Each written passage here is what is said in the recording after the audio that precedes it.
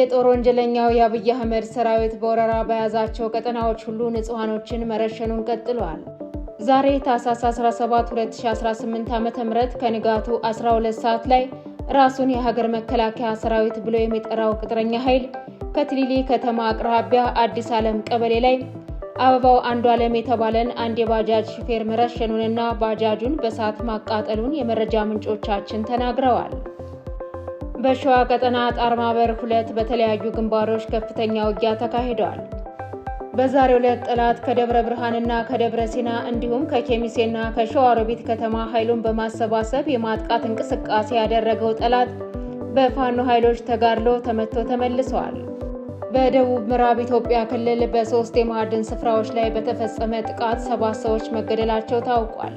በደቡብ ምዕራብ ኢትዮጵያ ክልል ውስጥ በሚገኘው ቤሮ ወረዳ በትናንትናው ዕለት ታጣቂዎቹ በ3 የወርቅና የንበበረድ ማውጫ ስፍራዎች ላይ በፈጸሙት ጥቃት 7 ሰዎች መገደላቸው ተሰምተዋል። ግብጽ የአሰብና የድራሌ ወደቦችን ለማልማት ከኤርትራና ጅቡቲ ጋር መስማማቷ ታውቋል። ከብልጽግናው የወረራ አገዛዝ ጋር ወታደራዊ ውጥረት ውስጥ የገቡት ኤርትራና ጅቡቲ በቀይ ባህር የሚገኙትን የአሰብና ድራሌ ወደቦችን የማልማት ስራ ለግብጽ ለመስጠት መስማማታቸውን የካይሮን ባለስልጣናት ይፋ አድርገዋል። አሜሪካ በናይጄሪያ ክርስቲያኖችን ከሞት ይከላከላል የተባለ የአየር ጥቃት ሰንዝራለች። አድማጭ ተመልካቾቻችን በዝርዝር እንመለከተዋለን። ሰላም ጤና ይስጥልን። የጥቁር አንበሳ ሚዲያ አድማጭ ተመልካቾቻችን እንደምን አምሽታችኋል? ዕለተ ዓርብ ታህሳስ 17 2018 ዓ.ም መረጃዎችን ይዘን ቀርበናል። ከዜናዎቹ ጋር ሰናይት አያሌው ነኝ። አብራችሁን ቆዩ። ወደ ዝርዝር መረጃዎች አልፋለሁ።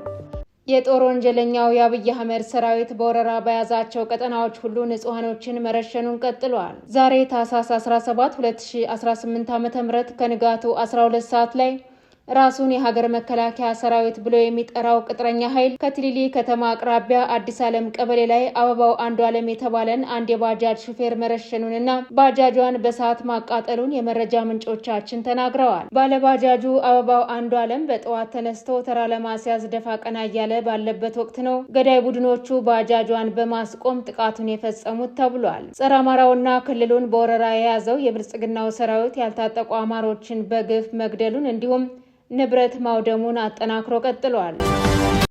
በሸዋ ጠቅላይ ግዛት ጣርማበር 2 በተለያዩ ግንባሮች ከፍተኛ ውጊያ ተካሂደዋል። በዛሬው ዕለት ከደብረ ብርሃንና ከደብረ ሲና እንዲሁም ከኬሚሴና ከሸዋሮቢት ከተማ ኃይሉን በማሰባሰብ የማጥቃት እንቅስቃሴ ያደረገው ጠላት በፋኖ ኃይሎች ተጋድሎ ተመቶ ተመልሰዋል። በሁለት ግንባሮች በፋኖ ላይ ጥቃት ለመሰንዘር የተንቀሳቀሰው የጠላት ብልጽግና ሰራዊት በደፈጣና የጨበጣ ውጊያ ከፍተኛ ጉዳት አስተናግዷል። ፋኖዎቹ በሸዋ ቀጠናዎች በተለያዩ አካባቢዎች ከአባት አርበኞች ጋር በመቀናጀት ያደርጉት ተጋድሎ ተጠናክሮ በቀጠለበት ጠላት ከፍተኛ ሽንፈት እያስተናገደ ይገኛል።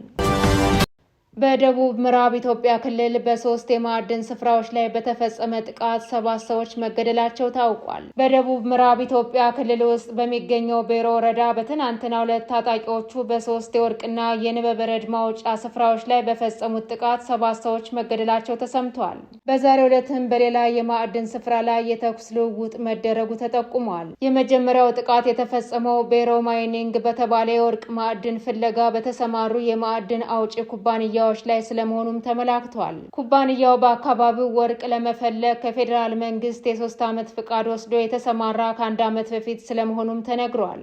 በወርቅ ማውጫ ስፍራ ላይ በተፈጸመው የመጀመሪያ ጥቃት የአንድ ሰው ሕይወት ያለፈ ሲሆን ዛሬም ቀጥሎ በዋለውና በንበበረድ ማዕድን ማውጫ ስፍራዎች ላይ በአጠቃላይ 7 ሰዎች መገደላቸው ተሰምተዋል። ግብጽ የአሰብና የድራሌ ወደቦችን ለማልማት ከኤርትራና ጅቡቲ ጋር መስማማቷ ታውቋል። ከብልጽግናው የወረራ አገዛዝ ጋር ወታደራዊ ውጥረት ውስጥ የገቡት ኤርትራና ጅቡቲ በቀይ ባህር የሚገኙትን የአሰብና ድራሌ ወደቦችን የማልማት ስራን ለግብጽ ለመስጠት መስማማታቸውን የካይሮ ባለስልጣናት ይፋ አድርገዋል። ስማቸው ያልተጠቀሰ የግብጽ ባለስልጣን ለተባበሩት አረብ ኤሚሬቶስ ዘናሽናል የዜና ምንጮች እንደተናገሩት ውይይቱ ግብጽ በሁለቱ ሀገራት ላይ ያላትን ወታደራዊ ይዞታ የሚያሳድግና ህጋዊ የሚያደርግ ነው። የግብጽ ወታደሮች ሁለቱንም ወደቦች በተደጋጋሚ መጎብኘታቸውም ይፋ ተደርጓል። ስምምነቱ ግብጽ በአፍሪካ ቀንድ ወታደራዊ የበላይነት ለመያዝ የምታደርገው ዘመቻ አካል መሆኑ ተጠቅሷል። የኤርትራው ፕሬዝዳንት ኢሳያስ አፈወርቂ በቅርቡ ካይሮን መጎብኘታቸው ይታወሳል። አሜሪካ በናይጄሪያ ክርስቲያኖችን ከሞት ይከላከላል የተባለ የአየር ጥቃት ሰነዘረች። የአሜሪካው ፕሬዝዳንት ዶናልድ ትራምፕ ክርስቲያኖችን በሚያርደው አይኤስ ሽብርተኛ ቡድን ላይ ሀገራቸው ጥቃት መሰንዘሯን ገልጸዋል። የአየር ላይ ጥቃቱ የተሰነዘረው በሰሜን ምዕራብ ናይጄሪያ ሲሆን የአይኤስ አባላት መገደላቸውን ትራምፕ ገልጸዋል። አይኤስ ክርስቲያኖችን ማረዱን የማያቆም ከሆነ ዋጋ እንደሚከፍል አስቀድሜ አስጠንቅቄ ነበር። ሆኖም ጥቃቱን ባለማቆሙ በራሴ አቅጣጫ ሰጭነትና አዛዥነት ጥቃት ሰንዝረናል ሲሉ ፕሬዝዳንቱ ገልጸዋል። ከአንድ ወር አስቀድሞ በናይጄሪያ የእምነት ነጻነት እንዲከበር ማሳሰባቸው ይታወሳል። የአየር ጥቃቱ የተፈጸመው በናይጄሪያ ጥያቄ መሰረት መሆኑም ተነግሯል። የናይጄሪያው ፕሬዝዳንት ቦላ አህመድ በበኩላቸው የሃይማኖት ጽንፍ ለያዙ ግለሰቦች እጸልያለሁ፣ በስልጣን ዘመኔ በናይጄሪያ የእምነት ነጻነት እንዲኖር እሰራለሁ ብለዋል። አሜሪካ ከፈጸመችው የአየር ጥቃት በኋላ ቦኮ ሀራም በበኩሉ በናይጄሪያ በተለያዩ አካባቢዎች ተከታታይ ቦምቦችን እያፈነዳ ነው። በሀገሪቱም ከፍተኛ ውጥረት ነግሷል። የተወደዳችሁና የተከበራችሁ አድማጭ ተመልካቾቻችን ለዛሬ ያዝንላችሁ መረጃዎች እነዚህን ይመስሉ ነበር። የዩቲዩብ ቻናላችንን ላይክ፣ ሼር፣ ሰብስክራይብ እንድታደርጉ በአክብሮት እንጠይቃለን።